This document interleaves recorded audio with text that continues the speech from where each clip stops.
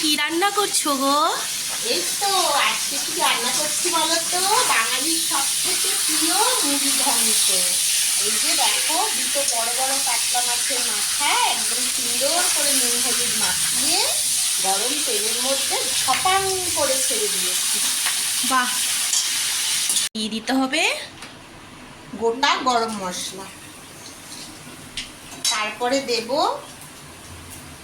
কিছুটা গোটা জিরে, তারপরে দেব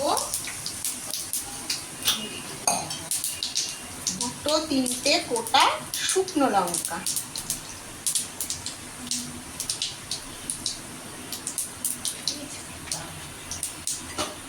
তারপর দিয়ে দিচ্ছি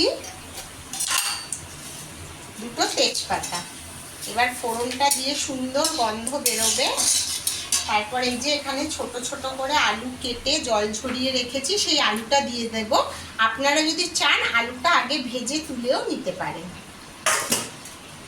এটা দিয়ে খুব সুন্দর একটা মিষ্টি গন্ধ বেরিয়ে গেছে। এবার এটার মধ্যে আমি দিয়ে দেবো আমার কেটে ধুয়ে জল ঝরিয়ে রাখা আলুগুলো।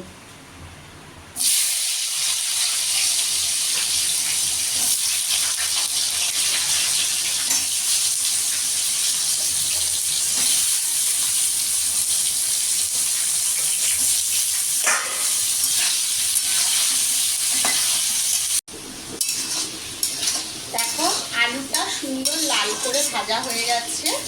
এই আলুটা ভাজার পর আমি এখানে কিছু মশলা নিয়ে নিয়েছি, তোমাদের দেখিয়ে দিই।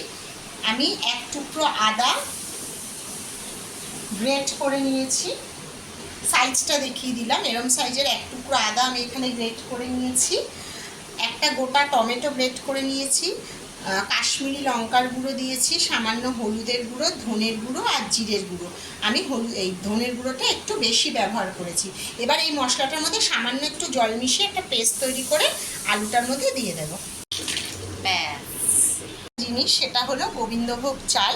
গোবিন্দভোগ চালটা কিন্তু আমি এখানে 150 গ্রাম গোবিন্দভোগ চাল একটু ভালো করে ধুয়ে ভিজিয়ে রেখে দিয়েছি। সেটা যখন দেবো তখন আপনাদের সাথে শেয়ার করে নেব।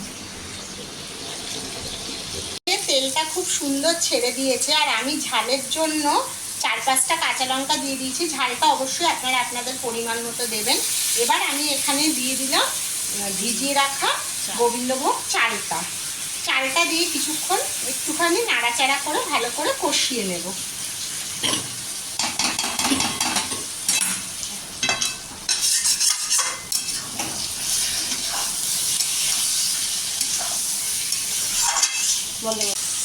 আমি চালটা দেওয়ার পর সামান্য জল দিয়ে চাপা দিয়ে খুব ভালো করে কষিয়ে নিয়েছি। দেখো আবার আমার এই মশলাটা থেকে তেল ছেড়েছে।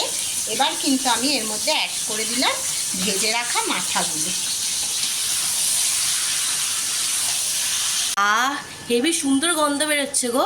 দুপুরবেলাটা জাস্ট খাওয়াটা জমেই যাবে। হ্যাঁ, রান্না কিন্তু এখনো শেষ হয়নি। রান্নাটা আমি শেষ করব ঘি আর গরম মশলা গুঁড়ো দিয়ে। তারপর তো আরো সুন্দর গন্ধ বেরোবে। গরম গরম ভাতে খেয়ে নিতে হবে।